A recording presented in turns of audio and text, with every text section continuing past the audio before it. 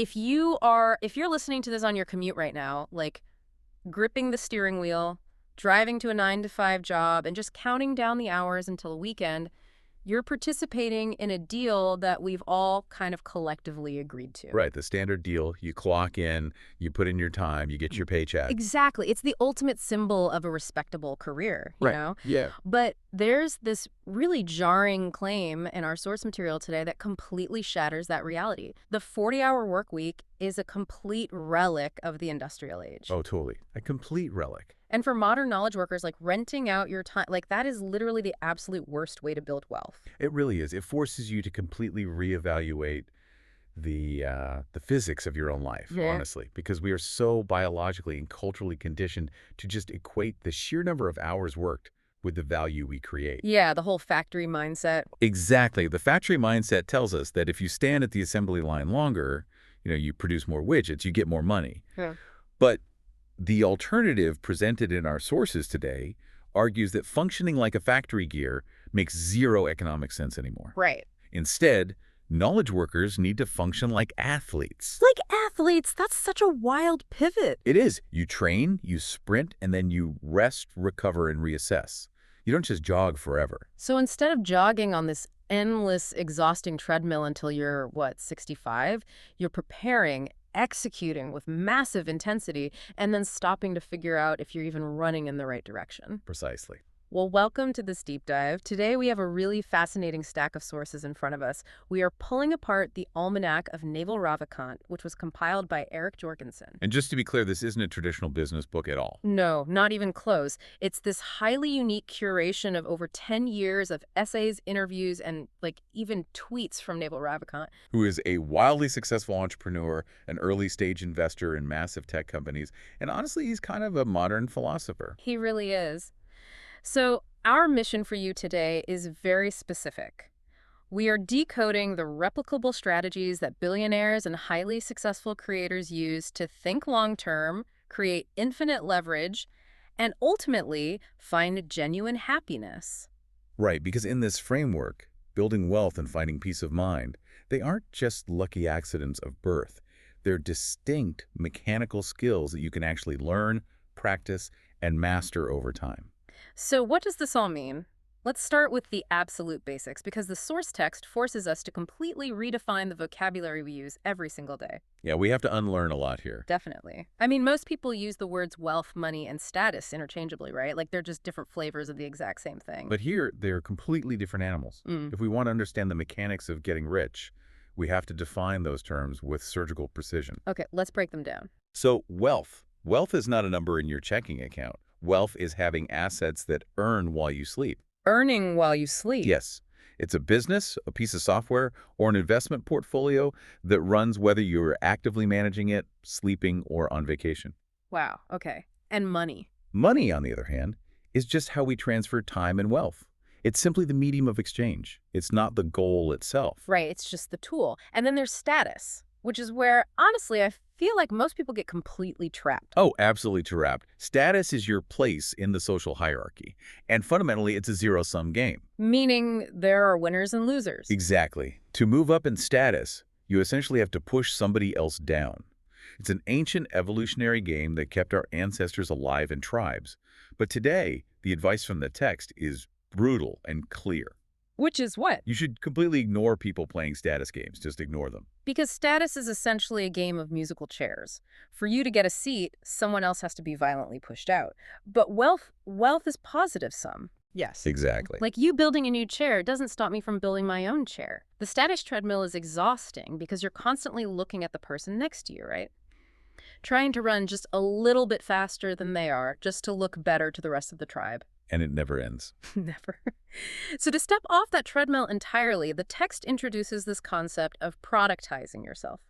Your unique combination of traits, your weird obsessions, your specific background, that is a secret, uncopyable asset. Nobody can be you. Right. When you figure out how to package that, you aren't competing with anyone anymore. And that brings us to the engine of this entire philosophy, which is specific knowledge. Okay, let's dig into that. Specific knowledge is the knowledge that you cannot be easily trained for. The logic here is simple, but really ruthless. If society can train you to do something via a standard curriculum, it can train someone else to do it. Which makes you replaceable. Exactly. And if someone else can do it, you can be replaced. And eventually, society will just train a computer to do it. So true. Specific knowledge is found by pursuing your genuine, weird curiosity. To you, it feels like play. But to everyone else observing you, it looks like incredibly hard work. Wait, if this knowledge can't be taught in school, how does the listener actually find it? Because if there's no college degree for, like, being you, where do you start? Are you saying the things we got in trouble for doing as kids, like talking too much in class or endlessly taking apart household appliances, are actually our specific knowledge? Often, yes. You find it by looking inward at your innate talents and obsessions, not outward at what society says is the hottest or most lucrative job right now. That's super counterintuitive. It is. It's the stuff you were doing as a teenager that you didn't even realize was a skill. Like, maybe you naturally love diving into the deep history of military logistics, and you also happen to be great at data visualization. That's a very specific combo. All right, but combining those two obscure interests into a niche media company, that is specific knowledge. There's a brilliant quote from the source here. Escape competition through authenticity. Escape competition through authenticity. I love that. If you are fundamentally building and marketing something that is an exact extension of who you are, no one can ever compete with you on being you. Here's where it gets really interesting. Let's say the listener figures out what that specific knowledge is. How do they actually scale it up? That's the million-dollar question. Because you can have the most unique, specific knowledge in the world, but if you're still just charging an hourly rate for it, you're right back to renting your time. Exactly. You're back in the trap. This is where we shift from the old industrial way of getting rich to the new way, through something called leverage. Leverage is the force multiplier for your specific knowledge. The source text breaks down leverage into 3 distinct classes, and understanding the evolution of these classes is just critical. Okay, what's the first one? The first is labor.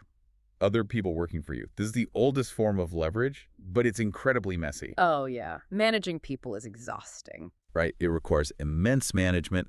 It requires permission because people have to agree to follow you, and frankly, it's what people fight over the most. Nobody really wants to be managed. It's just a constant friction. Exactly.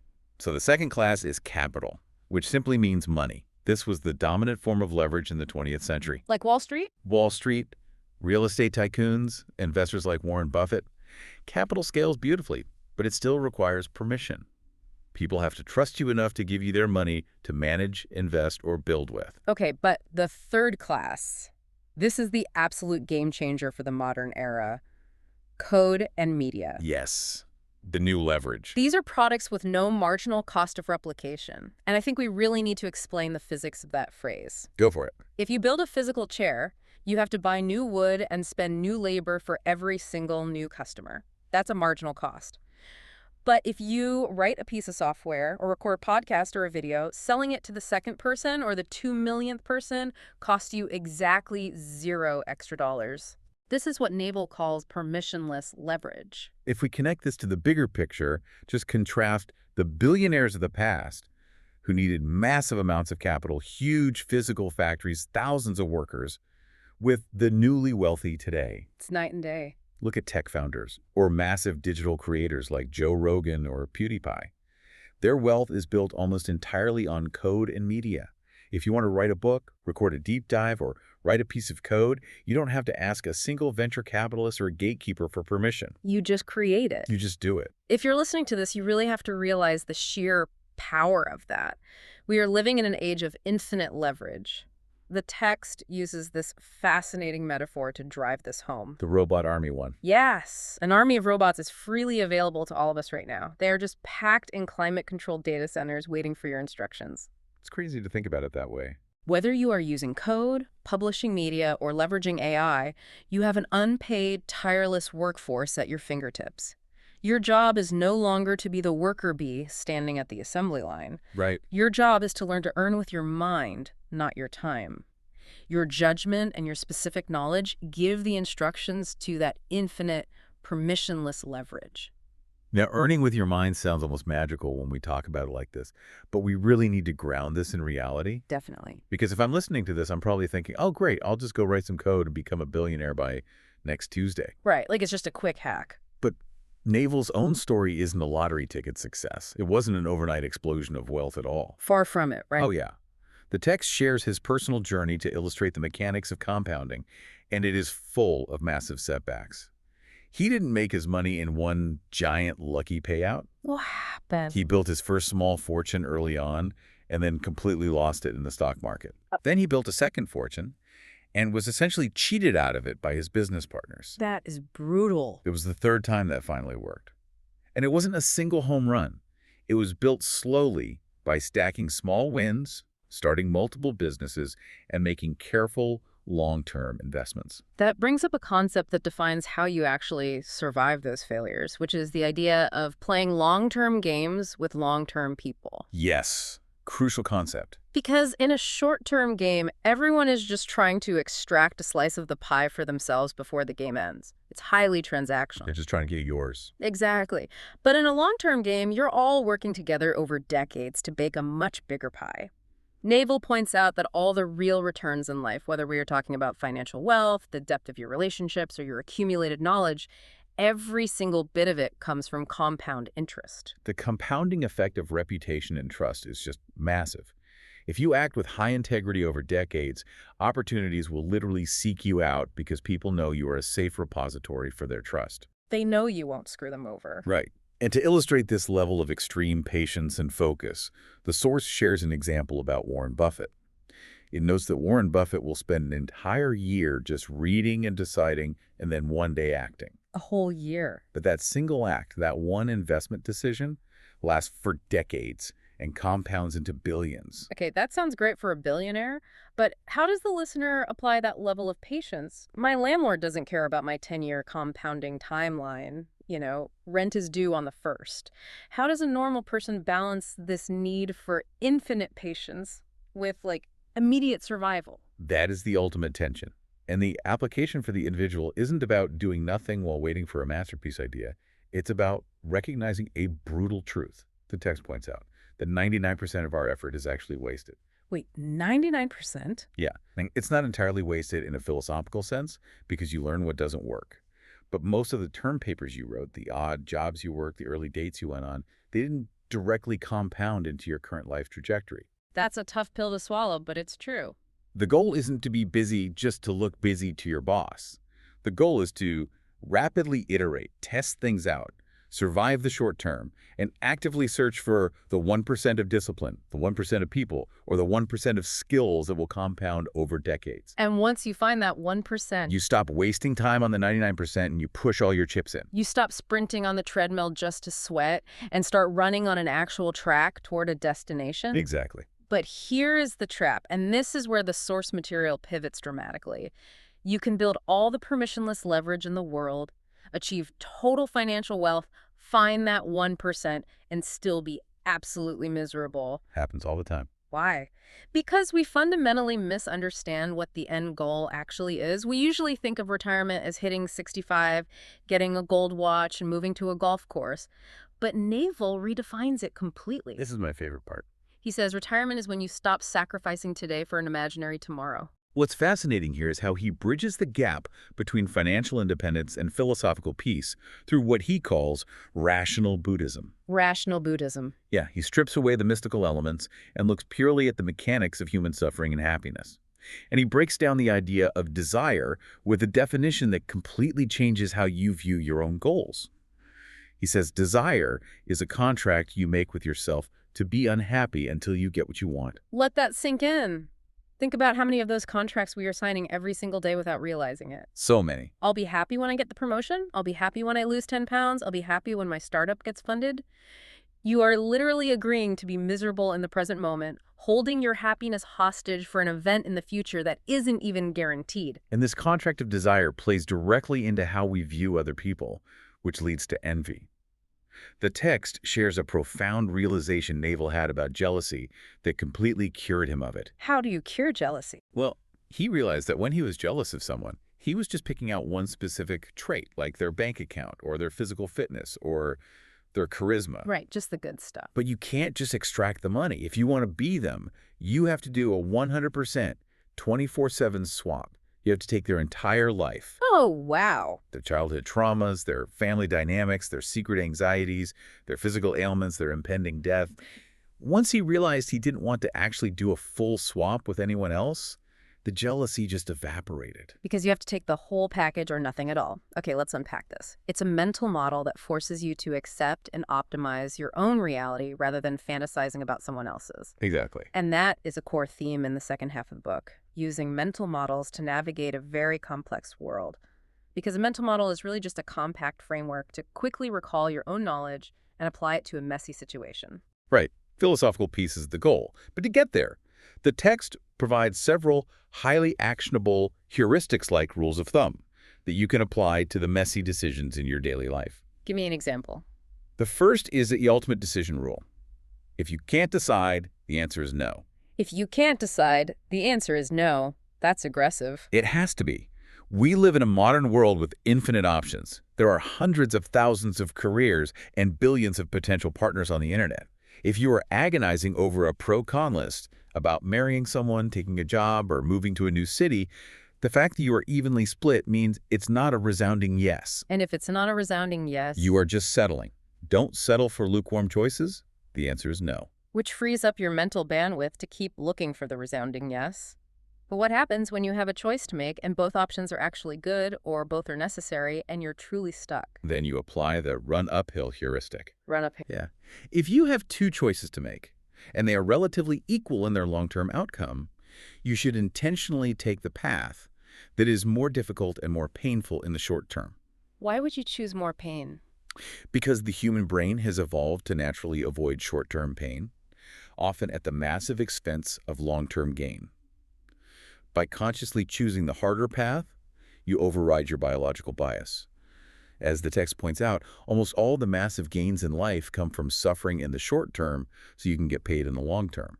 Like choosing to go to the gym instead of sitting on the couch. Short-term physical pain, long-term compounding health. Exactly. Or choosing to have the difficult conversation with your partner now instead of letting resentment build for 5 years. Precisely.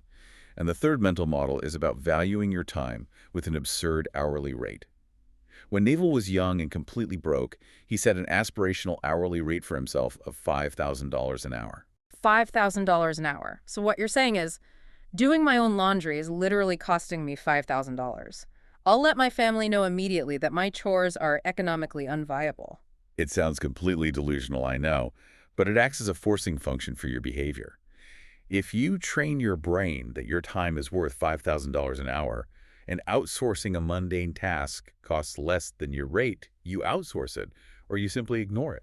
So if returning an item to a store takes an hour of your life and saves you $50, You throw the item away or give it away. It trains you to treat your time as your most precious, finite resource, rather than something you can endlessly spend on meaningless friction. that completely flips how you look at errands. Right, and part of investing that precious time wisely, the text argues, is dedicating 1 hour a day to reading. Just reading. But not reading the news, which is ephemeral, or social media, which is just status games. Reading foundational science, math, and philosophy. The claim in the text is that reading these foundational subjects for just 1 hour a day will likely put you at the upper echelon of human success within 7 years. 7 years of compounding knowledge. It's not a get-rich-quick scheme. It is a get-rich-inevitably scheme, provided you actually sit down and do the work. You have to do the work. And that brings us full circle to the ultimate goal of all of this, because what we've discovered in this deep dive is that true wealth is having those assets that earn while you sleep, the code, the media, the compounding investments. The permissionless leverage. Yes. But true happiness is what is left over when you remove the feeling that something is missing in your life. It is the absence of those contract-binding desires. The text reminds us that life, at its core, is a single-player game. You are born alone, you die alone, and all your real scorecards are completely internal. This raises an important question. We've spent this entire time talking about how to build the future, how to gain leverage, and how to optimize your decisions. But there is one final, almost haunting idea from the source to leave you with, an idea that completely flips everything we just said on its head. What's the idea? After all the talk of building and striving, Naval asks, what if this life is the paradise we were promised and we're just squandering it? Wow. We spend so much time agonizing over a past we cannot change, or anxiously planning for a future that doesn't even exist yet, that we completely miss the reality happening right in front of us. We just miss it entirely. It's the ultimate call to action for you listening right now. It is time to stop delaying your life for an imaginary tomorrow. Step off the exhausting status treadmill, stop signing contracts with yourself to be unhappy, and start building your own permissionless leverage today. Train, sprint, rest, and reassess. Because you don't need anyone's permission to start functioning like the athlete of your own life. Thanks for joining us on this deep dive. We'll see you next time.